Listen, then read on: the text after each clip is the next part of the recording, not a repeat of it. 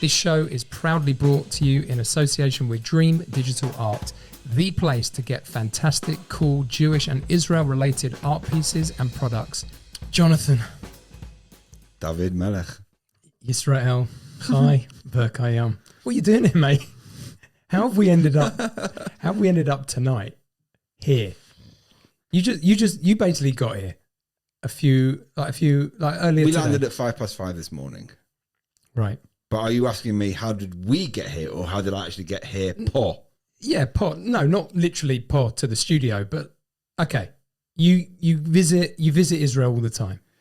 This year is a particular hats off to you, even though you're like, whatever, but you came where many would not, considering everything that's going on.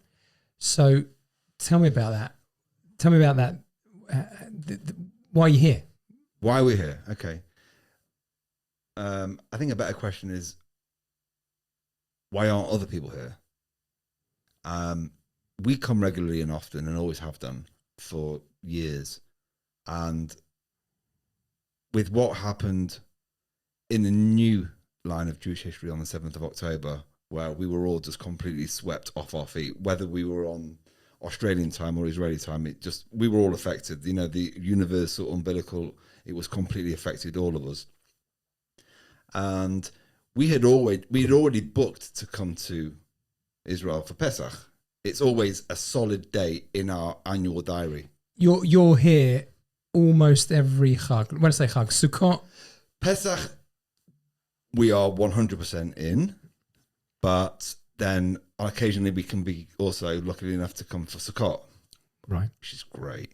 Yes, there's nothing better than Sukkot. Jerusalem Sukkot is, and the fact that you have Hoshana Rabbah, Shmini Atzeres, and Simchat Torah all rolled into one. Full Monty. It's like buy one get three all in, which is great. But the reason why we are hang on, you weren't here this Sukkot when it all kicked off, were you? You were in. No, we weren't, because the way that schools work, our kids couldn't come because their half term didn't coincide with. So we just couldn't come. But our family did. And they were here, and they then had to be expatriated. They had to be repatriated, back home, flown out in common speak, basically. But if it's not for Pesach, if it's not in the diary, we literally book Pesach soon after we've left. Oh, I see. So it's pipeline. You've got a it's a hard fixed date, and it doesn't really matter when it happens according to the English calendar. We'll always be here for Pesach, because for us it's. And there was no way that with everything going on with you, your family, how you are, how I've known you to be, there was no way you weren't going to come. The only way that it wouldn't have happened is just if the airline had chosen not to fly. Right. Albeit we did actually have alternative flights with British Airways, but we just didn't. We just changed it to allow. Tell me about your flight experience today, because us being here, I haven't left since the war began. Right. So I have no clue about airports, nothing. I read. Right. What was your whole experience about getting here? Who'd you fly with? And we flew with El Al. We flew out from Heathrow, and I make it an absolute imperative that when I'm flying to Israel, whereas normally at home my kippah sadly comes off, because I don't want to be obviously Jewish right now, because anti-Semitism is all over, it's all that kind of stuff. So as soon as I got out the taxi, it was on, it stayed on, and got into the airport, followed the gate, checked in, got asked the usual questions. Who packed your bags? Have you got any parcels? Did you feel a greater sense of security today? There was no greater or lesser amount of security. It just seemed as expected. Right. Nothing seemed to be heightened. And I think maybe they do that as well, because I think some people tend to get a bit nervy about flying just in general. Right. So to make it even more exacerbated, because you're flying to somewhere where potentially, but no, we got on the plane. We actually boarded a bit later, but we actually flew through the night. It was 4 hours, 4 minutes. And what was really interesting on this flight compared to the other flights that we've done was that normally when you fly into Ben Gurion, they normally fly you like a U shape, where I think you fly like over Lod, and then that's right. You go in, the plane usually turns around, it lands and the you other see way. a bit of desert. So what happened this time? The pilots literally went straight in on 27 left, Wallop, and literally it was 3,050. right, and you felt it. You felt. But it was a beautiful landing. It was just there was no messing about. They clearly are being, they're being flown by expert pilots who worked for the, who were in the Israeli Air Force, Right. and they are now being told you're bringing important cargo, and they need to land, and they need to get to their final destination. Yalla Habibi. Get it done, boys. Right, and they do. All girls. And they do, yeah. And they did, and we landed, and it was great. We got into Ben Gurion, and for me, as soon as I'm in Israel, my camera's out, and I memorized everything that we're doing by photographs, because I think photographs tell everything about where we're going. So the hostages walking down, it was the first time that I've seen it for myself compared to seeing it vicariously. Right, on social media and all that. And how'd you feel when you got here? When you got out? I'm afraid to say that it seems to have gotten a little bit stale because of how the media have just gone with their cameras and shown people removing the posters and stuff like that. So they're making, so unfortunately from a non-Jewish perspective, these people are seeing it as it's propaganda and you need to take down the posters. And I saw these faces and actually purposely reading some of the names where it says bring him home, right, or bring her home. It's more personal. And for me, I had to take a picture of that because that for me sort of refreshed the importance that every Jewish soul or human that is still remaining in Gaza need to please God come home. So that was my immediate impact is I'm not coming to Israel like I did last year. Something's changed, and it's evident. From the minute we're walking down towards security, we can see Ben Gurion is not the same. It's not as lively. The smell's great. Mm-hmm. As soon as you walk off, that mariach. Yeah. But the heightened excitement has somewhat been dissipated. Yeah. And we also have to, as parents, act as if. So the girls were scared when they found out what was happening. What age are your kids? And everyone came with you, right? Full caboodle. 3 kids. 3 kids, thank God. Ruby, 18, just about to do her A-levels, and please God, we'll be going to 𝗍𝗂𝗎 in Givat, Washington in September. Beautiful. Her choice, 𝗍𝗁𝗲. Beautiful. Rafi's doing GCSEs at JFS, and then we'll be doing a tour with Tribe in the summer. Okay. And Millie's 14 and is the eldest yet the youngest in the family. I know what you mean. She's brilliant. But thank God, the 3 of them, they know me as Abba. I'm not Dad, and I'm not Daddy. I'm Abba. Nice. How did they feel then coming to Israel? So the girls were sorry to interrupt. The girls were scared. And fair enough. Their social media has got 300 missiles are coming in, and actually it's coming over where her grandparents are in Jerusalem. Downtown Jerusalem, yeah. So they were scared, but Lisa and I just sat on the bed for a few minutes and said, we need to act as if. Game's on. We're all packing. The cases are coming down. This was, you're talking about on Saturday, Sunday? Yeah. You made a decision, like both of you, to like not only just to come, but how to deal with this, because you're bringing your kids. You're not coming by yourself. We take life seriously, but we also have to just be aware that we've got 3 teenagers in the house, and we have to be sensitive to how they perceive their lives through their own lenses.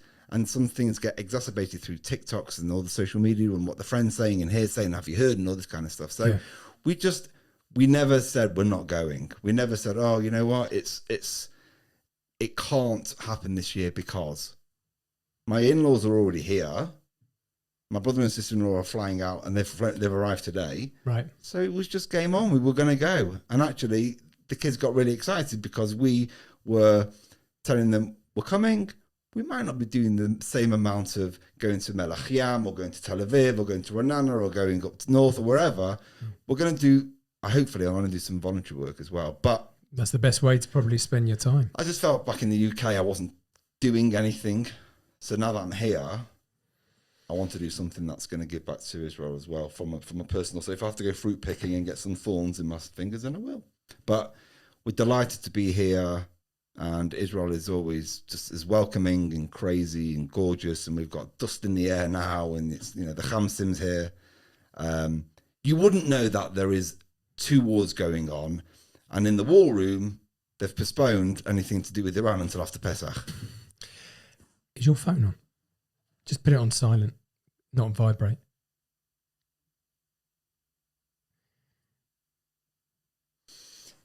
My driver has called me, so I have a driver who picks me up from who's called Shimon. Oh yeah, everyone's got one of them, and he lives in Lod. And his daughter was in hospital, about to give birth to his first grandchild. So he's calling me to tell me that she's had a baby. Oh, that's nice, Mazal Tov.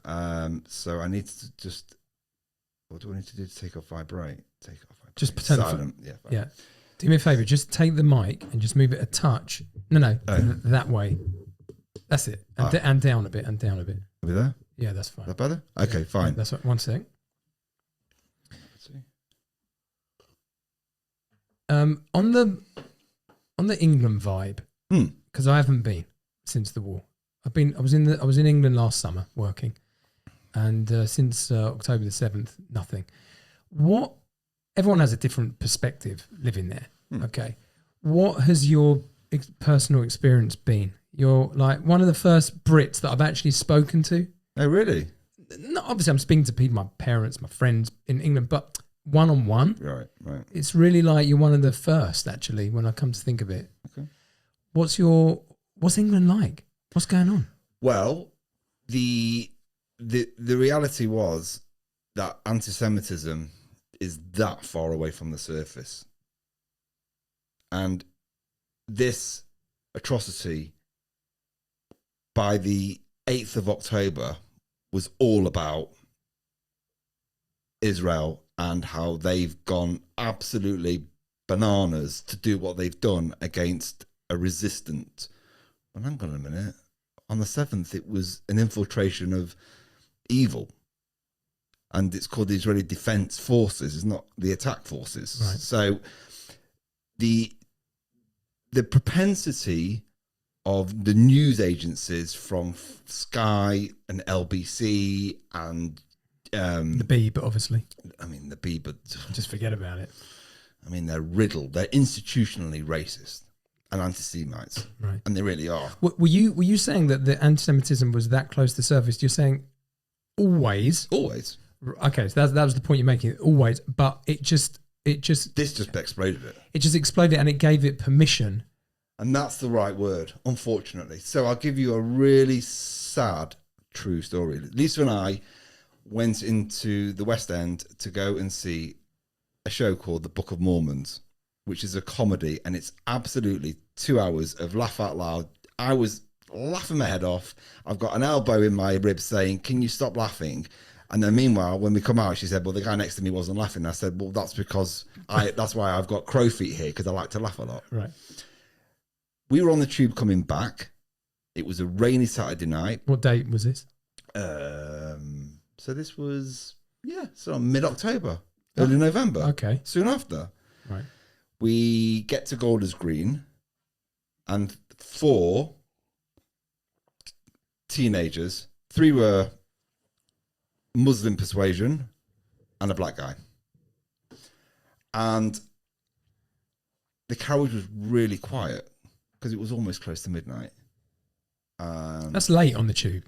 It's a bit tasty. It's a bit tasty on the tube at late at night, no matter what's going on in the world. Yeah, it is. But if you just don't look for it, it doesn't normally come to you. Anyway, these 4 cocky individuals decided that they wanted to just say, because they've now been given permission, free Palestine. And Lisa and I didn't flinch. And then they got out their mobile phones and started to play something from their phone, which was basically saying death to the Jews. Mm. And we got to... That we never experienced growing up. Let's just be... You're 40... I got the occasional growing up in How Manchester. old are you? You're 47? I am. Me too. So same age, same everything. Yeah.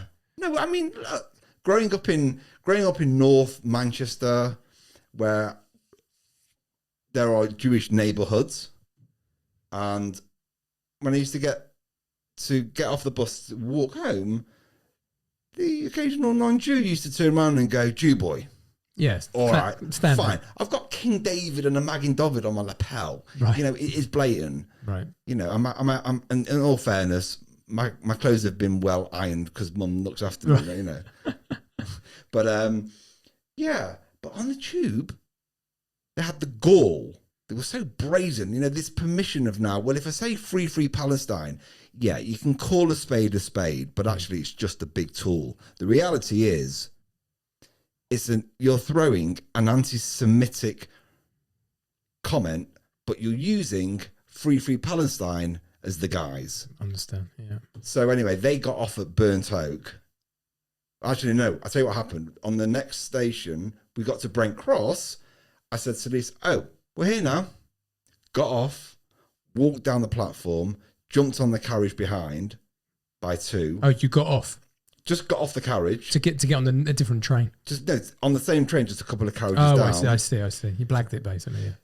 And they got off at Burnt Oak, and then that was the end of it. Right. And for me, that was the first time that since 7th of October, this anti-Semitism had really come to pierce through the society. Yeah, and actually, even what's even sadder was looking at the ticker on Talk TV.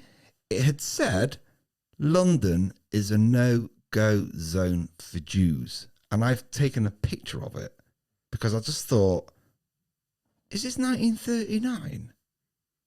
Is that what it's got to? 80 years, and we're now back to Kristallnacht, basically. Mate. Yeah, I know. What a mayor.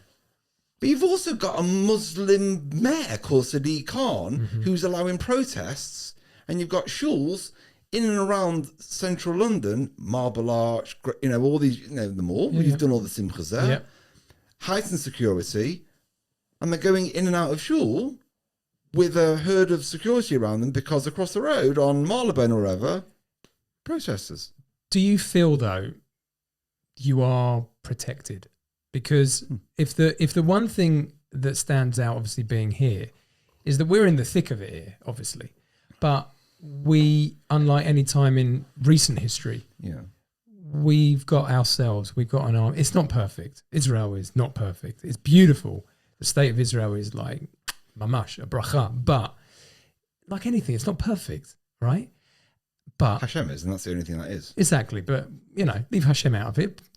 But we can't. There's 2 Jews in the room. He's in it. That's true. He's in it. He's That's not true. out of it. But you know what I mean? It's like we're doing the best we can under the circumstances for the last 75 years following the Holocaust. Right. Okay. Right. And 2,000 years of basic aggro since we got kicked out of Israel. But the point is we've got ourselves. We can fight. We've got ourselves. We're here. We're in Israel. We you know, whatever's going to be, at least we can fight. Now, my thing is that in '𝗫𝗏, in the diaspora, that's not the case. You are relying on it. So my question is how safe do you feel? Because at the end of the day, you haven't got Jews protecting you. No. And you're relying on. So we have Community Security Trust, the CST, and they do a phenomenal job. And the government has just given them a big lump of money to do more security. But it's not compared to the same amount that the Muslim community have been given, which is 4x. What do you mean? Oh, this is news to me. Yeah, so the Muslim community have been given 4 times the amount of money from the government for their security. Is it just because there's more of them? Is that how they're justifying there's 2 it? billion Muslims in the world. No, but in England there's like 4.3. Well, there's I think there's like 70 odd million English people, and I think as a percentage, about 25, maybe 29% is Muslim. No, it's not. It's 4.3 Muslims in England. Is it? Yeah, it's 4.3 million. So let's say 4.5 of 70. It's not massive, but still a dent. It's a dent, but it's 4 times the amount. Yeah, they got 80 million. What? Because of Islamophobia? Basically, correct. But what Islamophobia? I mean, to There's what no extent? such thing as Islamophobia because they're in a country where they can pray on the mall And say what they want. and say what they And do want. what they want, clearly. They're in Hyde Park Corner at Speaker's Corner. They've got complete carte blanche. They can just do whatever they want. They can't do wrong because of the fear that if they were to stoke the fire, there would be what they call in Arabic a fawda. There'd be a riot because there's so many of them. Great program. Brilliant, love it. Just to get that one in. Absolutely, looking forward to the next series. I don't know if there's going to be one. Well, let's see. Anyway, so, but you know, Jewish. This is how it The works. security levels in UK for me are: I won't now wear a kippah blatantly. Which is your decision. It's got nothing to do with Jewish pride. I couldn't do with the aggro. I was getting the eyes, Right.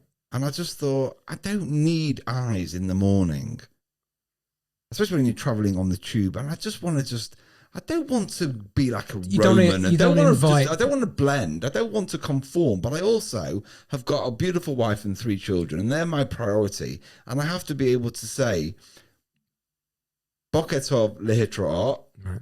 and then, hello, I'm home. Yeah. Erev Tov. Give me the bin. I need to sort out and tidy the kitchen. Right? But that's me. But I didn't want to put myself in any danger. So I just thought, you know what? It's a wonderful thing to be able to wear your kippah freely. But even more so now, I'm just not going to go looking for it. I don't need to wear a lion. It's inside. Look, I know you well, mate, and the Jewish pride seeps out of every pore. But I can also act like a Roman in Rome. Right. And I think, part of the security of the UK, I feel, has gone down. And that's because the Queen has passed away. I think the royal family has got, interesting. albeit William came to Marble Arch and he's been to Jerusalem. And I think King Charles's grandmother is buried in the cemetery of the righteous amongst Gentiles, Correct. right? Because she saved Jews in the Holocaust. Is that right? I know Philip's family are buried in Jerusalem as well. The Greek Orthodox. He's buried near Oscar Schindler. So it's King Charles's grandma. Right. Okay. Something like was that. a righteous Gentile who saved Jews from being murdered. But he's unfortunately not well. So he's taken a step back from doing his royal duties. He doesn't have much power anyway. But also the royal family have to say parav. They can't show any political leaning either way. William has shown some solidarity, but the Queen was, although I don't think she ever came, I think from Rabbi Sachs of blessed memory, he was a staunch, big advocate for the Queen and the monarchy, and believed that as Rabbi Lieberman from the 𝗕𝗏 Hadass says, UK is the Medinat Shel Chesed, which means that they guard and look after Jews. And I feel that's not quite where it is. There's a lot of irony in that comment because they haven't always. There's been a lot of anti-Semitism in Israel, in England. England's in a funny place right now because the history of England is not clean in this topic, in racism, in anti-Semitism, in all this stuff. Well, it's gone woke. It's gone woke, but I think it's been allowed to go that way because I think of this imperial guilt. It's like the empire collapsed. Let it go. Why? All right, so they threw some statues in Portsmouth and whatever because some white man had. All right, we understand that. There's always going to be in history. There's going to be the ones who are able to do the trade and are going to be at the top of the pyramid, right? And they're going to have to find some people who are less fortunate, who are going to have to just be workers, or as they would call them, slaves. And there's a chip on the shoulder with this imperialism, even with India. When you speak to an India call centre in the UK, do they imagine I'm wearing a bowler hat and I've got a cane and walking down Savile Row? It really, Yes, well said. but it's really interesting because you just think, how do they perceive English? I think the English mentality now is there's a Karen on every corner who's willing to pull you out for something that you haven't done and gaslight you. You've got a woke culture who you can't say boo to a goose without them being offended. If you have an opinion, be careful what you say, because you might end up with a lawsuit on your hand. And you've got cancel culture because you want to change brands on product because you're offending a certain race. The world has gone mad, but the UK, it doesn't know what the left hand's doing to the right hand anymore. It's lost its identity. It used to be Great Britain. It's just now British Isles. And Scotland are trying to get themselves away from being British. You've got the Irish and all that kind of stuff. Right. So I think with regards to CST, we're very fortunate, and it's evident, and we can see it every Shabbos, and we see it all the Chagim. I think the royal family, unfortunately, has had some rachmanas, and I think it's having a bit of having a bad time. Mm-hmm. I think the government, I think we've got a lesser of two. I think we've got two unfortunate circumstances. It's either Tories or Labour. And Labour is institutionally known to be anti-Semitic, although Starmer has tried to get rid of it, but it's still there. And the Tories, 1 minute they're defending Israel, next minute they're attacking Israel, next minute they're defending David Cameron, who's now become a lord. It's all gone bananas. Right. So I'm of the opinion now, I'm just going to I need to now work backwards as to how long is my family going to remain in the UK safely until we have to go on a magic carpet. That's simple. That's where I'm at. How can it not be any more simple than that? I mean, yes, I agree with you. But to get to this point now, I think it's written in the liturgy. I think what's happened on the 7th of October, as horrific and sad and every emotion that we can describe about it, it had to happen. Because I think it's just put another layer on top of what is this slice of land surrounded by enormous amounts of enemy, although we had some lovely solidarity with the airspace from Jordan and Saudi. For whatever reason. Either way, we'll take helped. it. Absolutely. Yeah, definitely. Absolutely. We'll take a free kick anytime. Definitely. But the kids go to school and they're diligent. Mm-hmm. And when they go out, they go in numbers. They've all got mobiles, so we can track them. But the security. So this is a change. This is a change. Lisa is definitely more big mother with the phones, tracking where they are. She can see to within like a 10-meter radius of where they are. I'm just making sure that my kids just are diligent and don't be walking around with your mobile phone in your hand anyway, because someone could just swipe it out of your hand. Don't be a silly Billy. Just be normal, be proud, but you don't, if someone's, if you see another Jewish person, for example, on a train, do a bit of bageling. Just use a Jewish word somewhere. Just get a bit of eye contact so on a carriage, you've got another fellow Jew on there. And I just think right now, the Jews in the UK certainly are getting a lot more achdus. You can feel it. And even where you felt like North and South Jews, there's a lot more to cohesiveness and togetherness. That's good. And that feels great. But being that there's only 260,000 of us, we are an absolute dot. So it's been since the 7th of October, and now with Iran, and now we're here in Israel. I mean, why wouldn't we be here? Why are we not? Why are more people not here? And that's their choice. And rightly or wrongly, it's not my business. Not my monkeys, not my circus. What's your red line in terms of saying, Lisa, that's it. There's nothing to talk about now. What is your red line? It would either have to be a physical attack to a member of our family, chas v'shalom, or someone within a 1 degree, 2 degree, or even that basically a 6 degree. If it was something so close to where we are and who we live with and where we're surrounded by, if it was that brazen and that obvious, then I think it would be stupid of us not to say, And we have now been given a trigger to speak to whomever and to get some understanding of, if we were to make a move, how would that be possible? Yes, we know Israel's not perfect. Why people make Aliyah for different reasons. I think for us right now, Lisa and I are certainly on different pages.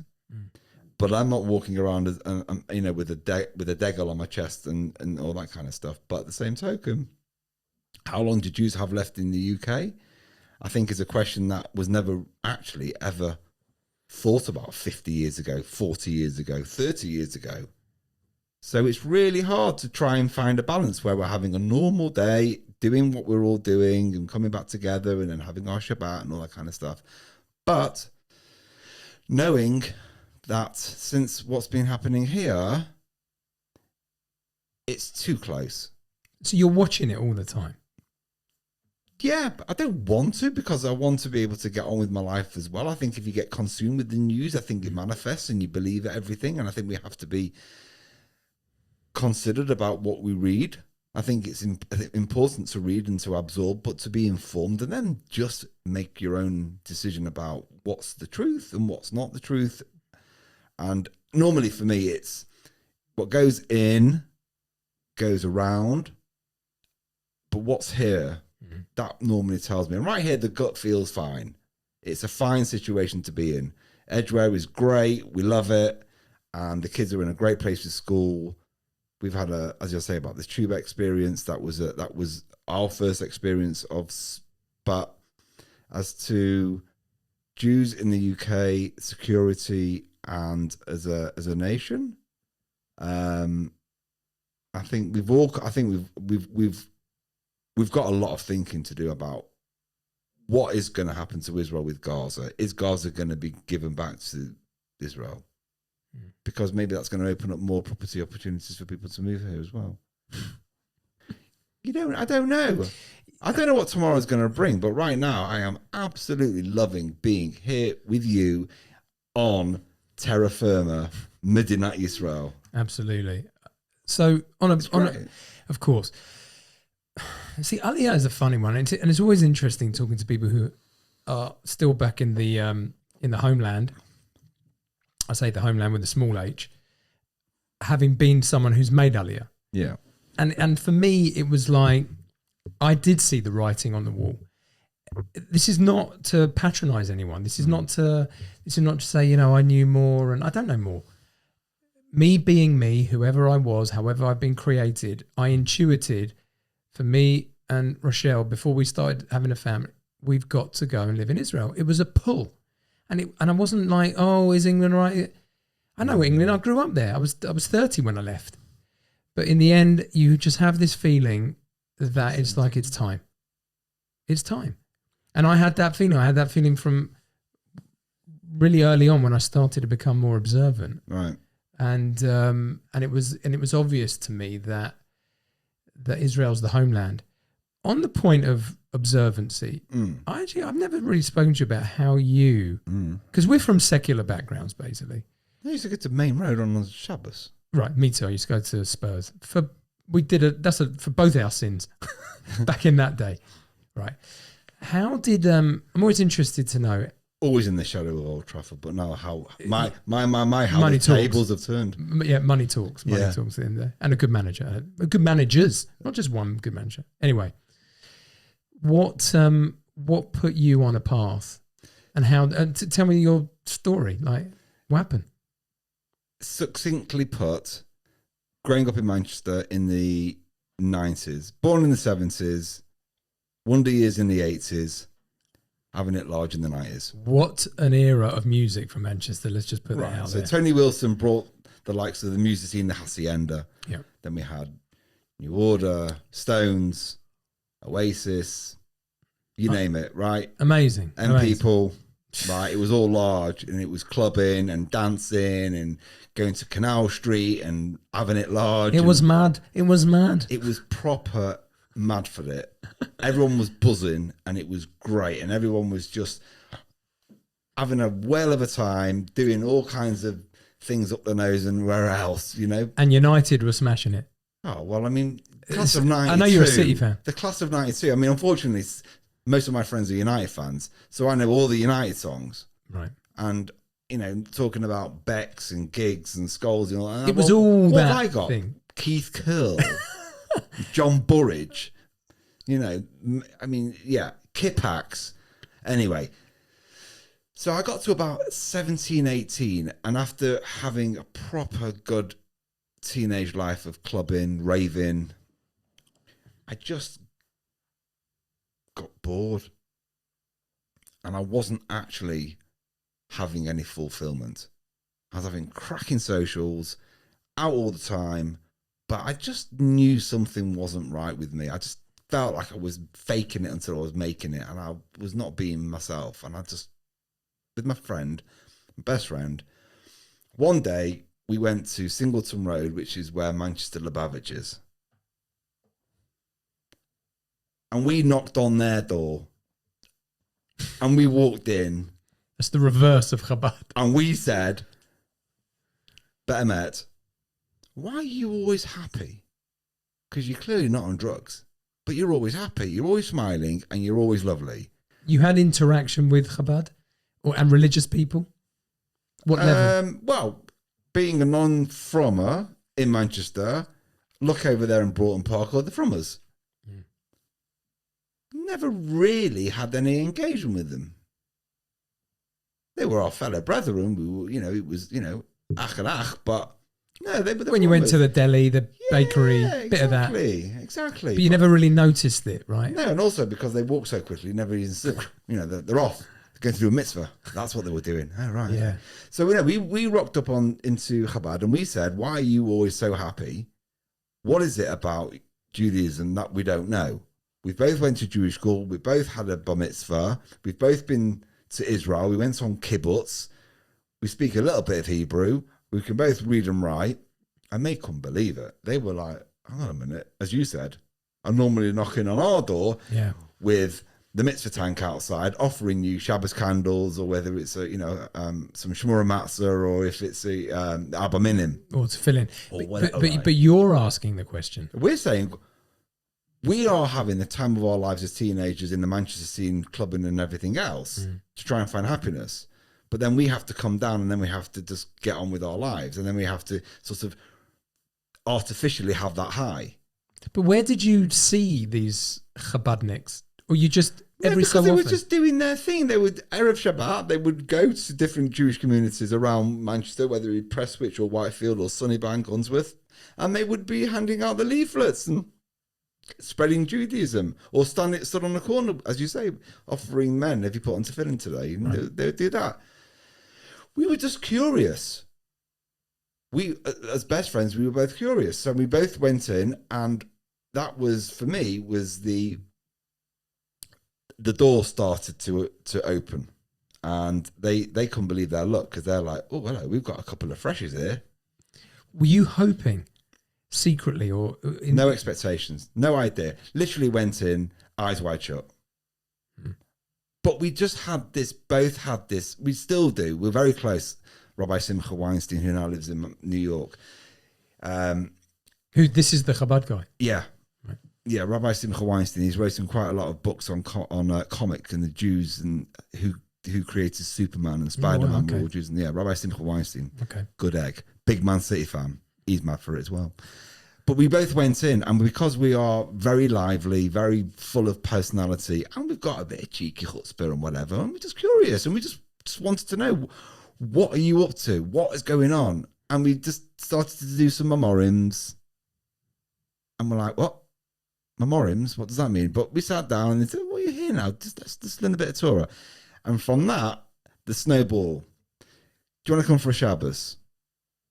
After how long? Couple of weeks, because we were just like up for it. They saw you were up for it. They weren't trying to prove. But also, the Jews of Manchester, everyone knows each other, and it happens to be that Rabbi Avram Jaffe, his wife and my mum went to school together. Right.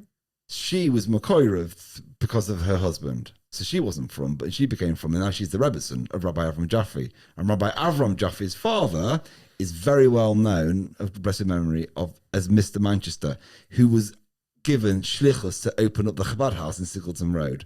And I'm sat at a Shabbos table talking to his wife saying, I went to school with your mum. How is Denise? And I'm thinking, and what now? It's mishpacha. But it was hashgacha prasit, because it was meant to be that I was sat in such an unassuming, modest, lovely, it was just a real lovely It home. felt very natural. Very natural. And the fact that we had some 1 degree connection because of mum. Right. That I turned up again. And they said, well, why didn't you come for Rosh Hashanah? Right, well, I'd go and ask your parents if they would mind. Mum, I'm going to go and, are you? Do you mind? Well, we go, but you can, if you like, if you're going to be in shul, that's fine by us. So we stayed for Rosh Hashanah, then we stayed for Yom Kippur, then we stayed for Sukkot, and we literally did an entire annual Jewish calendar with them, and then we went on 8 fellowships. Now, hang on a second. That's a big jump, because you've done the Rosh Hashanah Sukkot thing. Funnily, I was mucker around that time, not that year, but that time as well. Yeah. But anyway, I'm not talking about me, but then where's the jump from Chabad Manchester to Aish? Well, being Schnorredics, we wanted to get back to Israel, and Aish were offering a deal to go to Israel on this thing called Aisha Torah Fellowships for 3.5 weeks. So we rocked up into Manchester, had an interview. This is 1997. This is with Rochelle. Exactly. So I want to point that out for the people listening. It's that you were on the same Aish fellowships as my missus. Right. The one and only used to be, Rochelle Conway. Rochelle Goodwin Conway. Yeah, knee. Yeah, exactly. Yeah. So we were 97. Right. So we basically rocked up to Aish and we signed the form, and they said it's about £350 or something. And we said we've only got 250. It was a joke. But they said, go on then. And we were like, we're in. We're going on a fellowship for 3.5 weeks. And then from what a steal. Israel for 5 weeks. It's like, what brilliant. Naftali Chef, God bless him. I see him regularly. He's a good egg. Yeah, big time. And then for me, that opened my eyes to the yeshiva. So then we came back from fellowships, and but on the fellowships, don't want to dwell on it too much, but what were you blown away? Not until some years afterwards, where some of the stuff subliminally made a lot of sense. For example, the Siddur and the order of it, and the Bible codes. For me, I walked out. I'm like, you don't need to prove that Menachem. You don't have to prove to me that Yitzchak Rabin was assassinated by the assassin by doing this. I believe in God. It's fine. You don't need to prove. Right, that's you and me. I didn't need any of that stuff either. But other people did. It was a nice touch. It's a bit of a gimmick. It's all right. You don't need to bend my ear. Right. But other people. You don't need to teach me how to suck an egg. I've always believed in Hashem. Yeah, me too. But now this is a different. But this is now acceptance. This is a different thing. This is the only hurdle I had was my parents thought I was going Meshuggah. Yeah, obviously. Well, the parent thing is from our background is it's not easy for them. I got the book thrown at me. What do you mean you're going to yeshiva? I thought you were going to university. Well, I did. I didn't like it. What are you going to do? I'm going to study. What are you studying? Torah. Well, why? Well, you gave me a bar mitzvah. You give me a bris. Our Friday night Shabbos dinner. Grandma used to make kreplach. We used to have apple pie, so pot calling the kettle a bit here. Anyway. That was the chat. Yeah, it was the chat. Anyway. Rabbi Yaakov Sandler. Yeah. So he helped me fill out my Aish application. He was living in the old city. And that's right. And 3 weeks after Yaakov or Yitzhak? Yaakov. Oh, the brother. Yeah. Yitzchak still lives in Edinburgh. Yeah, that's right. And after a few weeks, Yaakov said, "Posner, you're in." I was like, back in the net, thank you very much. And I said to my parents, university is unfortunately not for me. Education hasn't been my forte because I haven't been mature enough. What I need to now understand is I need to learn how to learn again. I need to sit down and to actually focus on words and absorb it and have a better handle of my own intellect, and to realize that I had a great teenage year, but I need to grow up now. I need to learn. I need to mature. And I think Torah is the way that's going to get me to a level of maturity without losing my own personality as well. Because I believe that I can be myself with the humor or whatever, whoever I am, to what other people think. But I can also sit down with another yid and do a daf or to do a shtick of whatever it is and be able to go in and out of those conversations. Not many people have done that. I've done that as well. We pulled it off where a lot of people, and it's also understandable, they get absorbed into a religious situation, be it whatever yeshiva, doesn't really matter, and they sort of become that.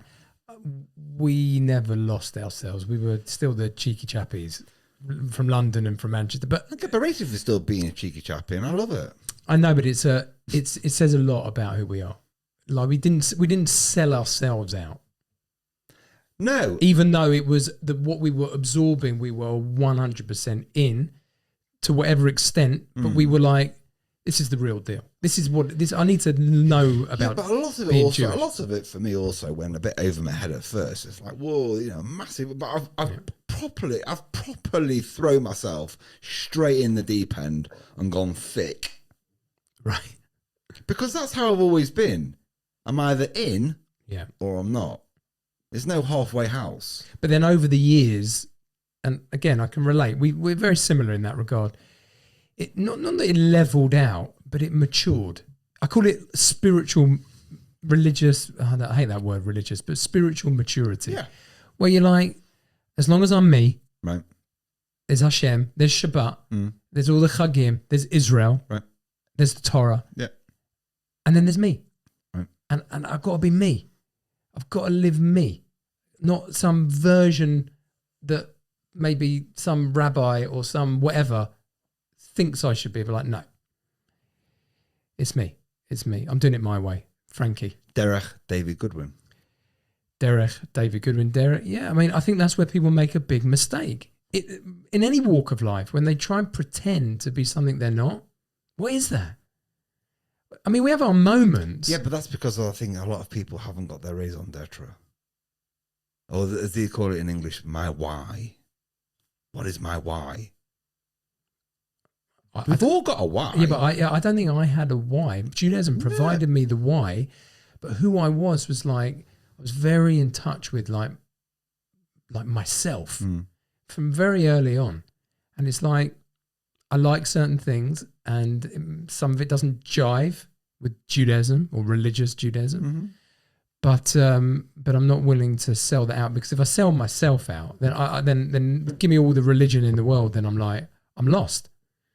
So it's a balance. It's a balance, and I think it's a good thing. Hashem, but that comes with age as well. It does come with age, and I feel that I've gone on a pedestal and then fallen off, right? And then I've sort of cricked myself back onto it, and it's been a bit shaky. I relate to that. And then it plateaus, and then I think having children, thank God, brings out a whole new level of moral clarity, perspective, how to have a conversation with an 18 and 16 and a 14-year-old when they used to be 10 and 8 and 6, and then having a marriage of almost 22 years.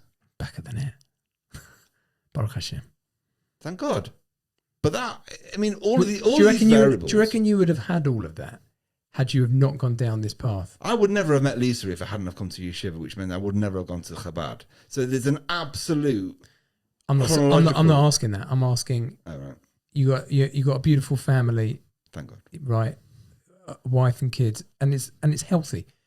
If you wouldn't have gone down the religious path, do you think you would have had that in the same way? You know your happiness. You know your experience. I know I wouldn't have had it. I know for sure I wouldn't have had it. No. I don't know. I don't know what I would. I don't know what I would have been if I am where I am, and I'm still on this path until. But I don't know. I don't know whether I would have remained in Manchester. Maybe I would have just left and gone somewhere. I don't know. But I think, heart of hearts, this was definitely Derek Jonathan Posner. It had to be that. Right. And the fact that I'm in Israel at a time right now where says a lot. It's good and sad and it's amazing, and it's horrific, and it's all of this kind of stuff. But you've just got to be in this moment. Today is now. I mean, I remember a lovely little story. Sorry to digress. There was a rabbi in New York with his bochrim. It was a cold winter, and they found out that there was a family somewhere 100 miles north. Someone had passed away, and they couldn't make a minyan. So this Rosh Hashiva and his bochrim got in a car and got up there and made the minyan so that they could bury and then they could say Kaddish. Right. And the moral of the story is the rabbi said, just show up. And that's what we have done. We've just shown up and been in Israel. And am I going to go and, run around Israel and do these? No, we've got to be careful. We don't know what we're dealing with. Who is and isn't safe. Where are we going to put ourselves that we're not going to feel, some sort of vulnerability? But no, just going back on the point about observancy and religious, I've now sort of truncated it into, I have a very clear connection with Hashem, and that's Gladstone, that is nailed down, that is gorilla glued, it's there. Then you've got the religiosity of side of things, which is a chumrah and an opinion, and it's all very interesting. Right. And it's great to see all four sides of the hexagon or whatever. Then you've got the observancy, how little or how much. And I've been there, I've done all of this, and I'm now, like you said, you find your plateau. Yeah. But if this is all written in my life, and it's in my neshama, and until the day I remember, Rabbi, the Rosh Hashiva of Aish. He's remind me his name? Weinberg. Thank you. He said on the first day of my arrival into yeshiva, his opening question is, "Well, guys, what are you going to have written on your headstone?" And I was like, "What are you on about, mate? I'm alive. I'm only 21. I'm not dying." And what he was saying was, how do you want to be remembered? Because that's what's going to be written on your headstone, and that's how people are going to talk about you. And now I'm working backwards. Here, Jonathan Posner, the Manc, the end. And that's my 𝗍𝗂𝗍. So that's how I raise my children. That's how I am with anybody. Menschkeit. Just everything else you can learn, and you can fail, and you can get up again, and you can learn from your mistakes. And if you do more failures, you're going to have more successes. But nurturing of being a mensch and kind and caring and listening and having patience, that's what I instill in my three. Do you need religion for that? No, you don't need religion. You need to read a lot of books. A lot of these mental well-being books, you've got all these great philosophers, actually influencers, who just have an epiphany. Yeah, all right. We've got the Torah; it's already written in there, and then you've got all the. No, but weren't you a mensch anyway? Like you had it in you. Yeah, because I was nurtured from a home which was loving and kind and caring and honouring my parents, 𝗍𝗿 𝗿𝗍𝗍, even though I didn't realise it meant 𝗍𝗿 𝗿𝗍𝗍, right. And also my grandparents having such love and Hamish. It was all of that, but that was instilled into me, so that was always part of my DNA. I'd like to say that actually that all came out as a consequence from our ancestors because of the Torah. Like when I ask the question, like, can you be a mensch without religion? You can. You can be a good bloke. You can be a decent person. No question. You don't have to believe in God to be a good person. That's everyone's agreed on that.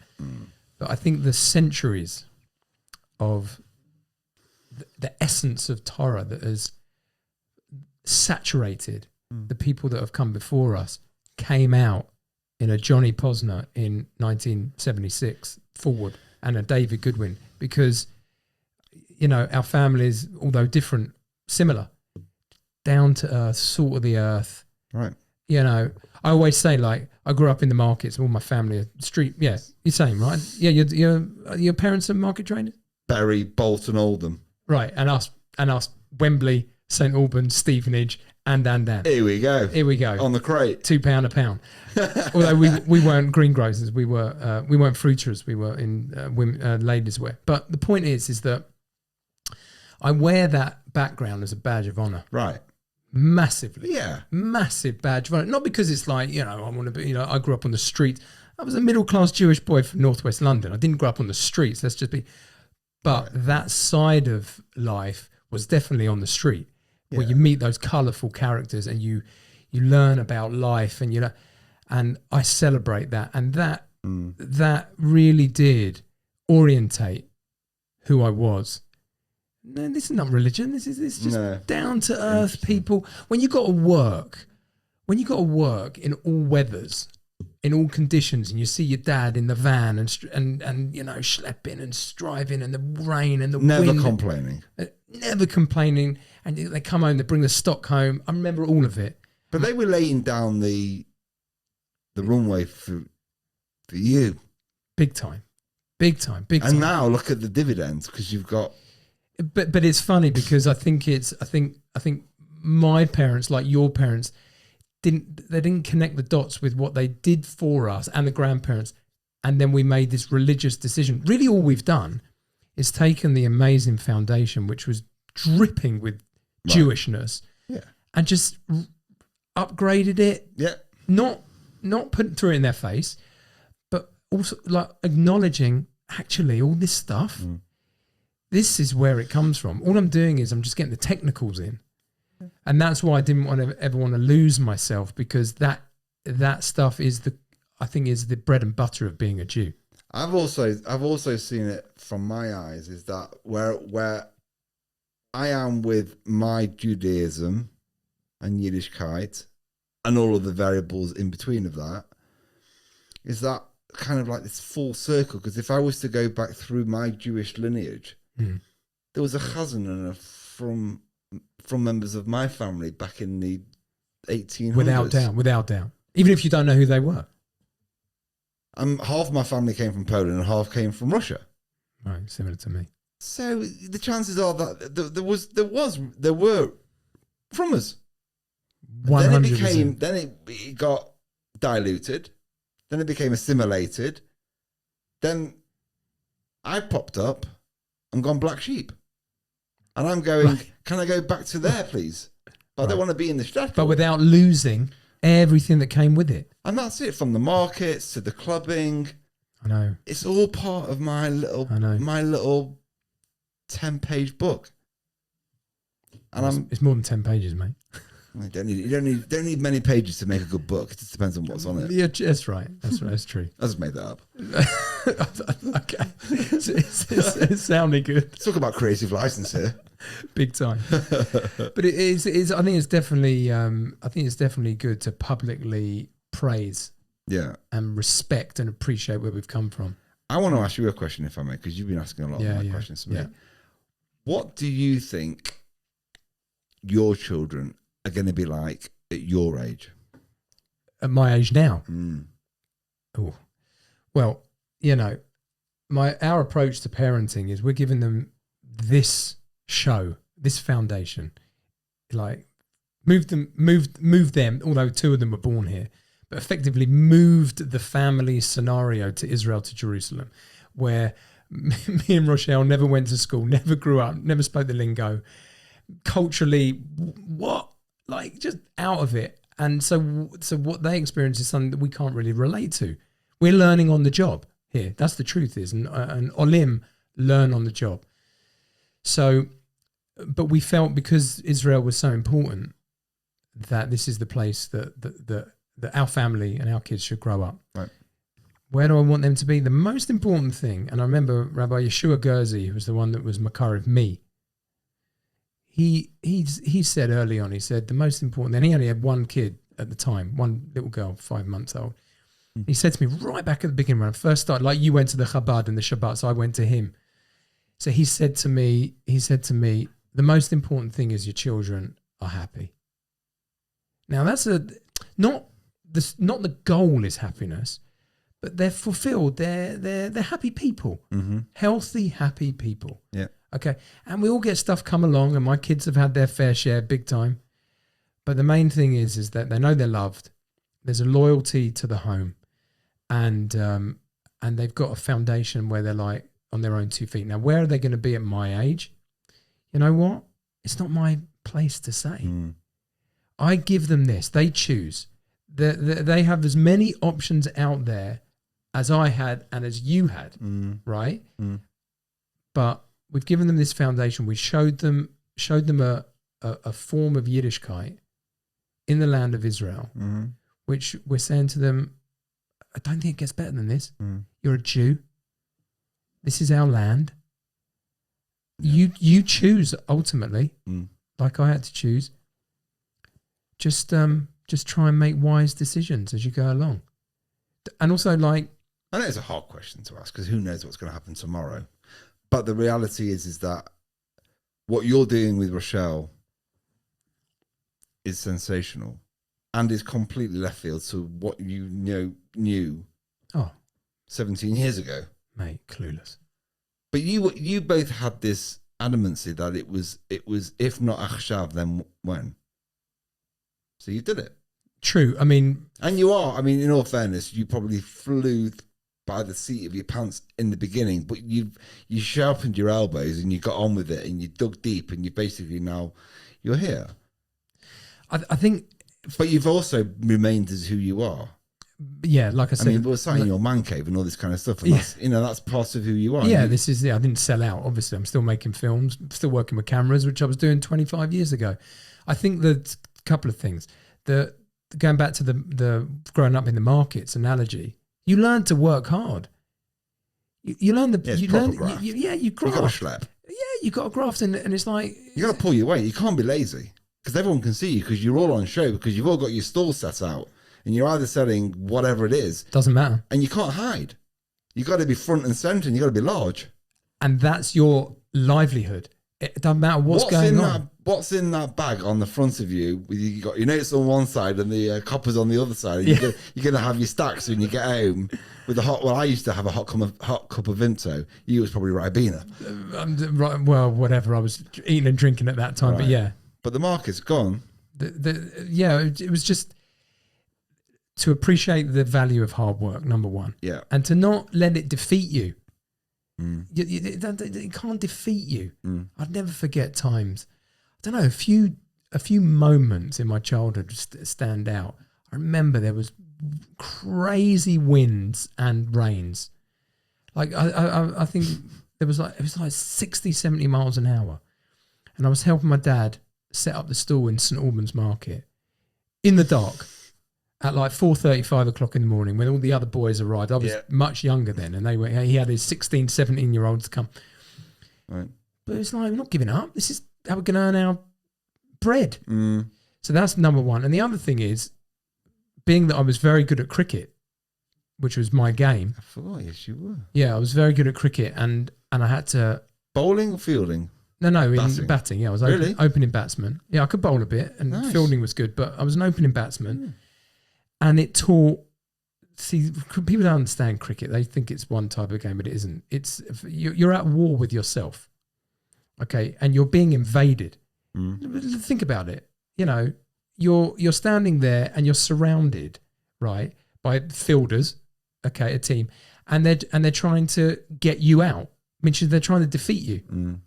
So if you want to be successful, you're holding a bat, which is like a weapon, right? They're hurling balls at you, right? At a ton of knots. Right, yeah. And when you got to the level that I got at, it was sharp. Had fastballs and all that. Yeah, I was playing county cricket. I was playing Middlesex. Were you? Yeah, from 11 till 16 I played for Middlesex. Yeah. You miss it? No, don't miss it. I had my fill and then some. I loved it, but I don't miss it because things have, moved on obviously. But first cricket team in Ramat. Yeah, no, it's not only. you learn also to dig in and to not be defeated. Now you've got to be careful because when I look back at myself those days, I see the ego.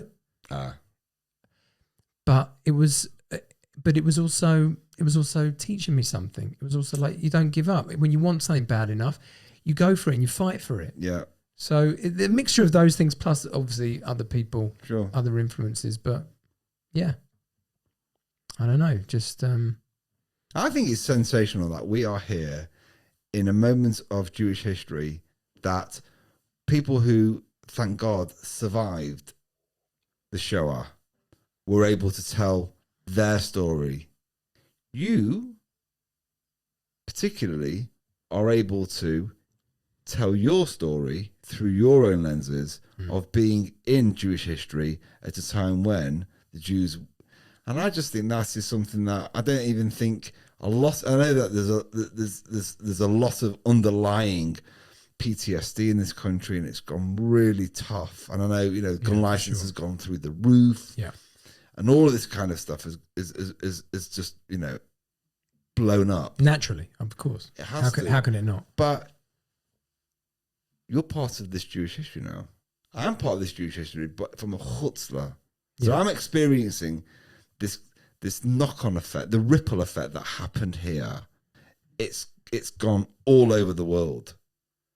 And I think now we are, as Jews, we're as together as we are as apart. And I think you've got those within our circles are, like, I did have a number of people who were saying, why are you coming? And I said, well, why not? Are you sure you want to be going? I'm like, yeah, I am sure. We're going.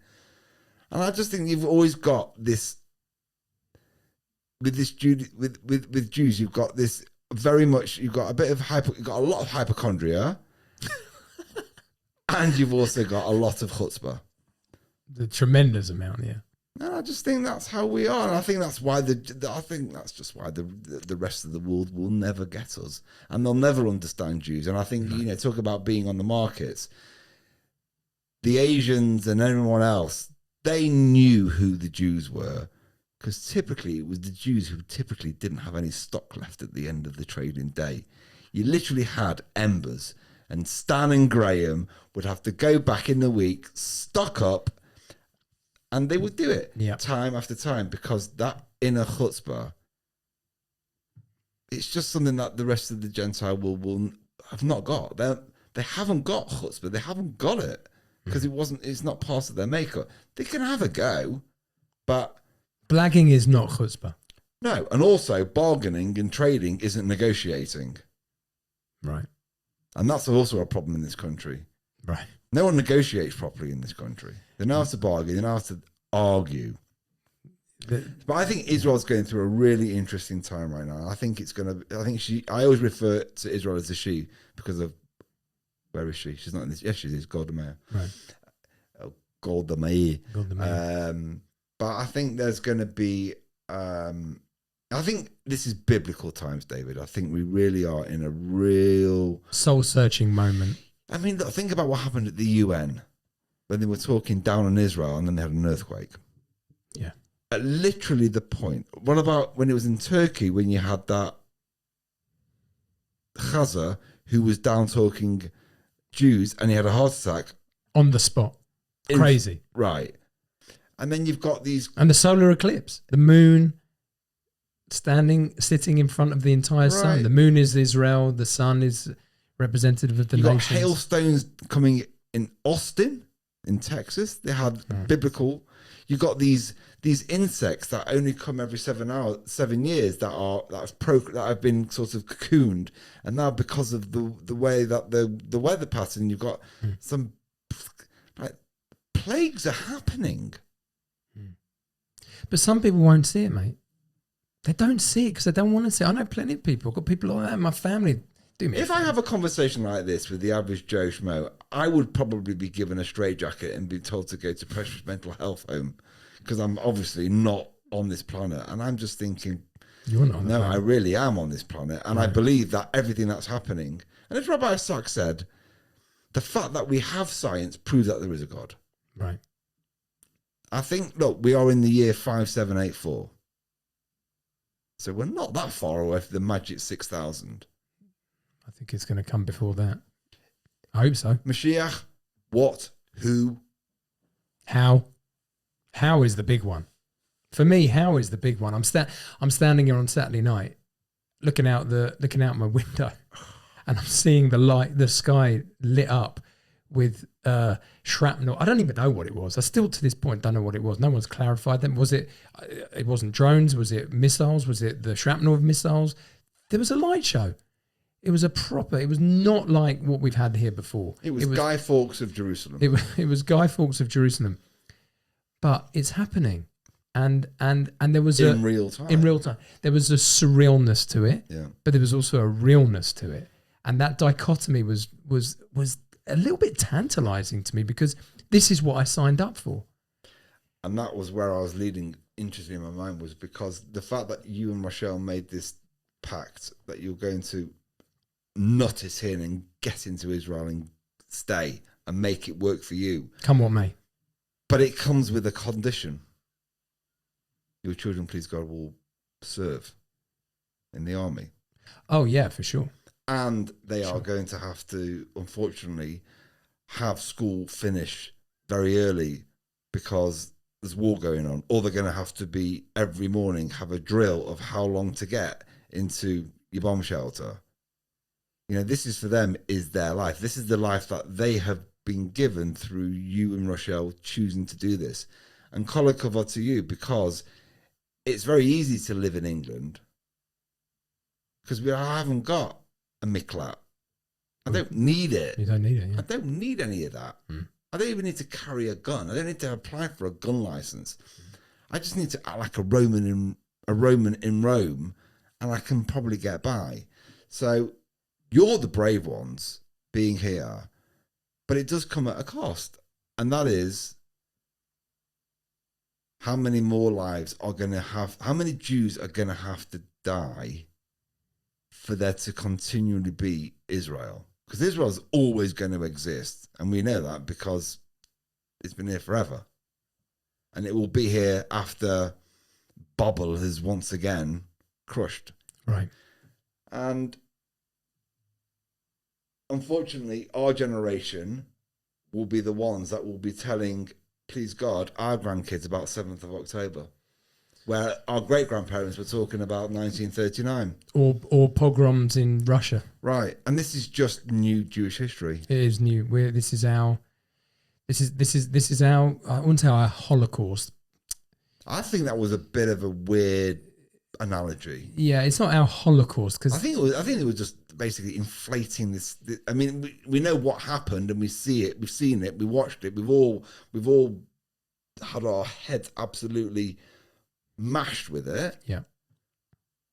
But this is not on the this scale of the show. No, it's not. But this is the moment in this century, right.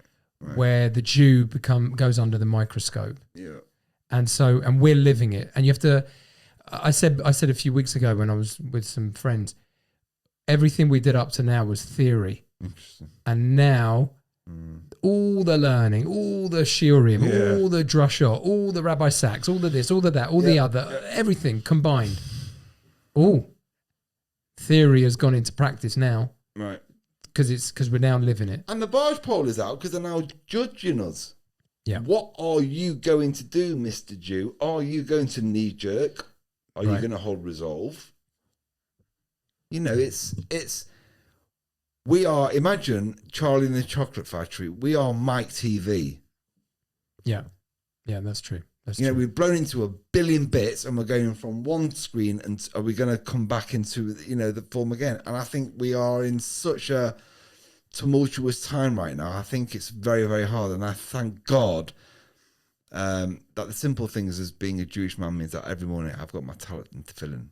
I'll tell you what, they are my conductors, they are my connectors, they are my boys, and they are, hello, how are you? It's lovely to see you. Did you have a good schluff? Good morning, kiss, and on. Right? I've never had more bitachon and emunah in Hashem now. More than I have had now, than I've had previously. Yeah. I think it's clearly biblical. We need him. I've learned something, which is we are here to serve Hashem, not the other way around. Hashem is not asking us. We need to ask Hashem. And as soon as, because that's what we Jews do. We go out. We go out. We're showing up. We're here. Right. But I've also learned a nice little phrase, which is, and you can have this one for free. Don't be needy, be needed. Yeah. Yeah, exactly. Rabbi Sachs had one to do with building. I forgot. It's late now, but it's to do with be. I don't know. I'm going to ruin it, and I can't. I'll try and in the next podcast. I'll send it to you. Whatever. Listen. At the end of the day, you're born a Jew. Yep. You look out into the world. You ask yourself, what is this crazy place all about? And it's completely movable. But also this idea of serving Hashem. People have a hard time with that. English doesn't do it justice. Avodat Hashem, la avod.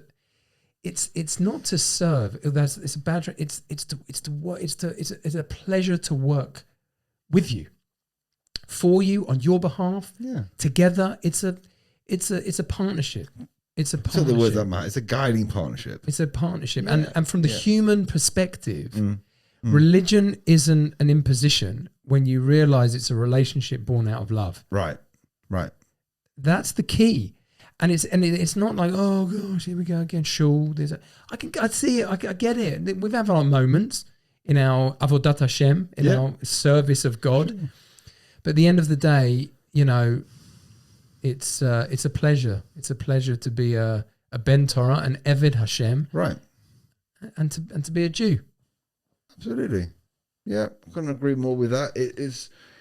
It's not an entitled. We're not entitled. This generation, the Gen Zs and Gen X, talk about, we're entitled, and that's why they're so offended, because they were, everything's meant to be on a plate with a silver spoon shoved at the tuchus. It's not like that. You've got to graft. You've got to work hard, and if that means working with your hands, Right. or if it means working with your head, you've got to put the work in. You've got to toil.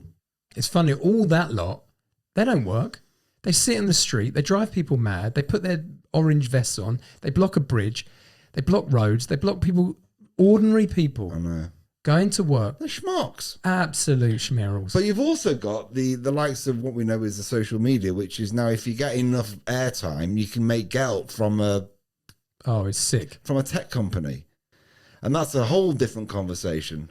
Because that's what's unfortunately has also exacerbated the anti-Semitism, is the propaganda that's come through social media, where the evil that is has known that they've got that chink in their armory, that they can actually go and use that as part of their mental game to get the upper hand on the Jews. But actually, it's ironic because it was the Jews who created the technology in the first place. Mate, there's so many... There's so many That ironies. iPhone or that pacemaker, give it back because it's not yours, because we created it. It's great to hear about the I don't know his name, who he's been acknowledged for creating the Iron Dome, but I don't know the story about him. No. He went to the military and told them about this technology that he's developed called the Iron Dome, and he got rejected and said, "No, mate, it's never going to work." Wow. Yeah. It was a bit of a dragon's den, bit of a Shark Tank, where he put forward and said, "No, this works," and they're like, "No, that's Star Wars, that's sci-fi, that's never going to happen." And meanwhile, he's been given a Heroes Award. There's a double-edged sword with the Iron Dome. Obviously, how could we not live without, especially what's come? But it prevented Israel from doing different things. But I guess, had they not had the Iron Dome, maybe they would have treated Hamas differently. And Gaza differently, because it's irrelevant though, because it's irrelevant. How long could the reality is, how long was it going to be until Hamas were going to go and do what they've done? They've been given enormous amounts of money to do all of this rubbish. At some point, they just want to go and have a big party, and that's what they did. They were high on drugs and they went out like behemoths, and they've done what they've done. And now you've got the father witnessing. I don't know whether you saw that video of the Drek that was in Qatar, having someone in the earpiece saying your sons and your grandsons, and he's like, it's sick. Oh, it's like as if someone, like his grandmother, just broken a toenail. Like nothing happened. So I think biblical times, I think being in Israel when there is war, and literally not even a week ago, 300 ballistics were over here, and I'm here in Israel. This is my first day. I feel like I've been here 2 weeks already. I've done so much. Arrived early, had a coffee, been to the 𝗃𝗃𝗃, done a bit. I've done so much today. I'm actually feeling it. Yeah, you're feeling it now. I'm going to have a proper gesundte Schluff. Oh, mate, you can have a good old kip. And I drag you out here at like No. I said let's get it done because I'm on adrenaline. It's great. It's such a great. And I haven't seen you in a long time. Although physically we haven't seen each other. But on WhatsApp it's all the way. Yeah. Hello, mate. So how many? You're here for 12 days. We're here until the 1st. 2 weeks. Bit of Pesach. So we'll have a bit of Erev Pesach. Then we've got Chag, and then we've got a bit of Motzi Chag. Right. So 2 proper weeks. Right. And you should just have an amazing trip, man. Erev Shabbat. Yeah, that's right. And I need to do some prep. Erev Shabbat now, you mean?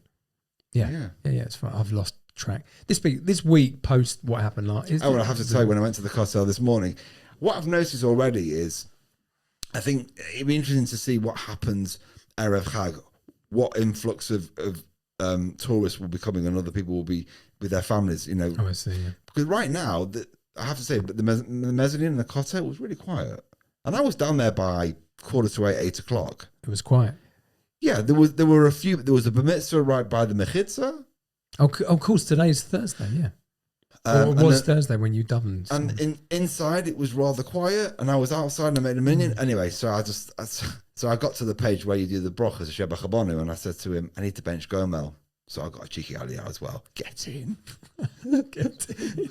You got to get an aliyah. Talk about hit the ground. And I got duchening as well, because you don't do that in Aretz. So I got a bracha from the Kohanim. See, here it's just exacerbated. Everything is just on steroids. I know. But I'm on a high. I said to Lisa, I'm on such a high, and I've done so much already in the day. Thank God for Shabbos, because 6 days in Israel is like 6 months in 𝗃𝗃𝗃, because everything here is fast, it's furious and intense. Yeah, but it's a real thing. I must say something on that point, and then we're going to wrap up. Cool. I haven't that feeling that you've got on this date. I've never lost it. Right, and you're unique like that. You're buzzing. I'm looking for it. I'm not like all over the place. I'm looking for it because it's the real thing. Yeah, it is. And that's why. And that's really why. After I became religious, and I started learning and stuff, I'm like, I have to do this in the place where this was all written for. That was also one of the motivators to make Aliyah. And just out of curiosity, on a conclusion, Mum and Dad. My mum and dad. Now that you've been here for 17 plus years. Yeah, 2009. How do they? Listen. Do they ever come? Not often, for other factors and other reasons. But listen. You speak to them regularly enough? Yeah, all the time. Spoke to them on the way to picking you up. Of course you did. But they were at their friends. They're also 2 hours behind us. It's a bonus. Yeah, always a Billy bonus. But Brucey bonus, not Billy. Depending on the clock change, but yeah. Yeah. Listen, they accepted it. It was it was like you. It wasn't easy because we didn't grow up this way. And so we blazed your trail. They've given you the opportunity, and you've gone your way. And you know what? You've done it with their love, their nurturing, and in their schus, you're here. 100%. So kol hakavod to them, because if they had not had the television on, who would have known? Exactly. But it's I don't know. Yeah, of course they it's all they love it. They love it. Yeah, they love it. It's all good. So please God, it should be a Shabbat Shalom. Amen. And it should just be a peaceful Shabbos compared to last week. And apparently it's going to be quiet for the next few weeks. It's just going to be chofesh, chag, matzahs. We've got Seder coming up. So please God, a kosher Pesach. Amen. And tomorrow actually is Erev Shabbat Hagadol. It's the big Shabbat. It's the big Shabbat. It's the big one. So if I'm here, if I'm here, and it's Shabbat Hagadol with a war, lamalo. And who knows what will happen in the time you're here? We don't know. You can't say. No one can say what it's going to be. On record, quietly through the mic, I hope I don't go back. Let's see what happens, Johnny. I'll give you a bracha that you should have just an amazing trip. This feeling of being in Eretz Israel should just be with you always. I know you love it. I do. You just love it so much, and you should just get everything out. And people should come. They shouldn't be afraid to come. No. This is our homeland. There's only one, and we're on borrowed time everywhere else in the world. Never forget. People should never forget that. How long? Do what you got to do over there. Yeah, and then. But do you understand? Yeah. This is the buy it. This is the home.